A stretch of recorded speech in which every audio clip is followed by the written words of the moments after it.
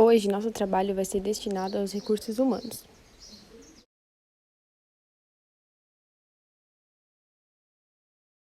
Criado no início do século XX como consequência da Revolução Industrial, os recursos humanos surgiram a fim de intermediar o relacionamento entre empregado e empregador, e também com o intuito de contabilizar as horas trabalhadas, atrasos e faltas para pagamentos ou descontos aos funcionários, tornando-se forte direcionador de decisões organizacionais, assumindo funções de grandes responsabilidades e conectando os departamentos aos funcionários. Os recursos humanos são um conjunto de pessoas de uma organização, responsável pelas estratégicas e questões comportamentais internas.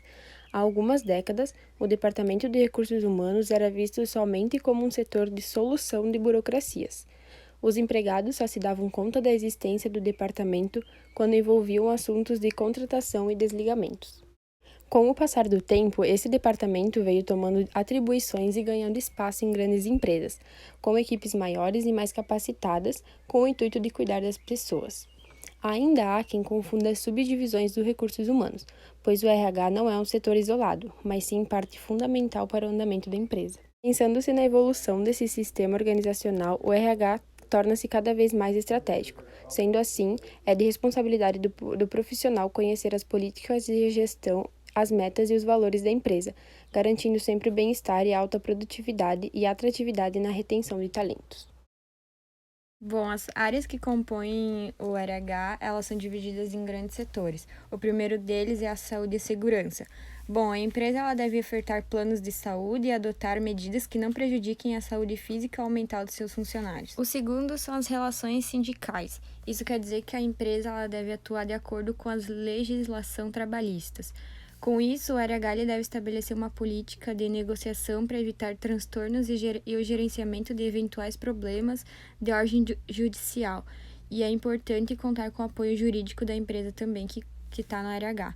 O exemplo disso é a fiscalização de pessoas que já colocaram a empresa na justiça e se algumas pessoas já têm ou não passagem na polícia.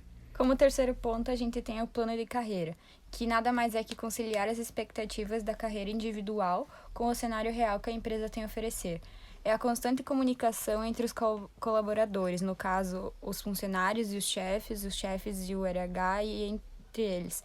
É um grande método de uma pessoa crescer dentro da empresa, subir de cargo ou ser transferido para algo maior e melhor. Bom, o clima organizacional o RH é responsável por medir o impacto do clima na produtividade e estabelecer medidas de melhoria junto aos gestores.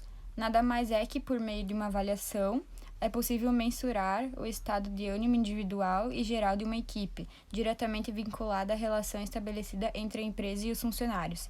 É a satisfação dos operadores com a empresa, o trabalho e a equipe. No treinamento e desenvolvimento, nada mais é que o RH promover cursos de capacitação para habilidades específicas de um cargo, como operadores de máquinas e utilização de softwares. Cursos de qualificação para atuar como mecânicos, elétricos e automação. Assim, a pessoa se torna apta a utilizar a NR11, 35 e 33. Empresas que promovem esses cursos são que têm contratos com as empresas, como o Senai tem contrato com a BRF. E também nesse trabalho o RH desenvolve análises constantes e criação de métodos para o crescimento individual e coletivo das pessoas. Em cargos, salários e benefícios, o RH ele dispõe as vagas disponíveis aos candidatos que querem começar a trabalhar, no caso, os cargos existentes nas empresas. Os salários eles são de acordo com o mercado de trabalho e os benefícios eles são aos trabalhadores, como vales transportes, alimentação, planos de saúde, e também tem alguns que são responsáveis por ditar promoções para quem se destaca com os bons resultados e premiações. O recrutamento da BRF é uma atividade bem simples. São feitas provas e consultas da seleção. A pessoa que passar em todas as provas e for apta para trabalhar nas vagas disponíveis é contratada. Eu vou falar um pouco sobre a seleção dos aprendizes de 2020.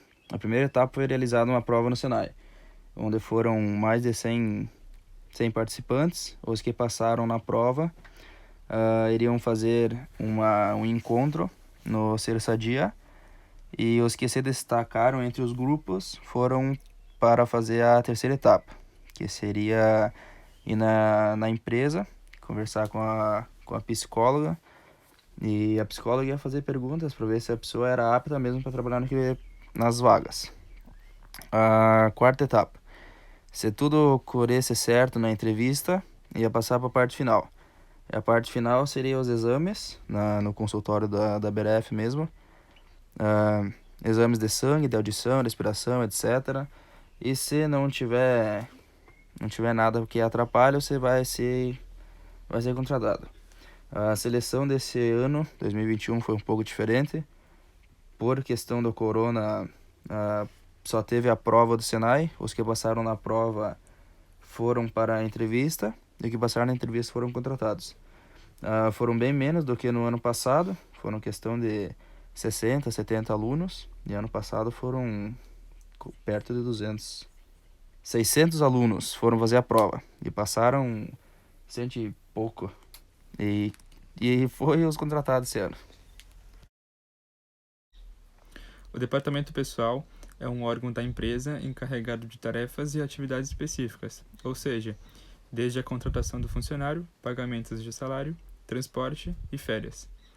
Já o Recursos Humanos é uma associação de habilidades e métodos onde tem políticas, técnicas e práticas definidas com o objetivo de administrar o comportamento interno e potencializar o capital humano. A diferença entre recursos humanos e departamento pessoal é que o RH, recursos humanos, tem relação com a parte humana da empresa. Já o departamento pessoal cuida da burocracia que envolve os colaboradores, onde são atividades mais específicas, práticas e objetivas, para garantir que a empresa esteja de acordo com as leis trabalhistas e não tenha nenhum problema com a Justiça do Trabalho.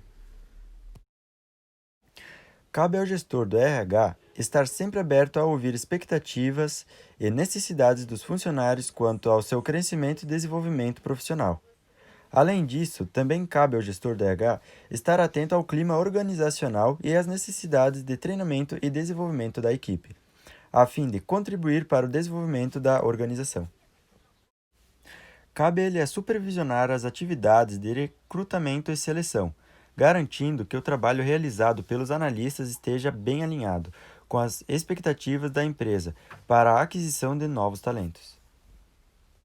Algumas dicas para ser um bom gestor: ter reuniões colaborativas, dedicar-se à capacitação constante, incentivar a cultura e resultado, dar e receber feedbacks, reduzir custos de forma inteligente, estabelecer prioridades, ter foco na lucratividade e na eficiência dos processos. E, por último, definir limites entre a vida profissional e o pessoal.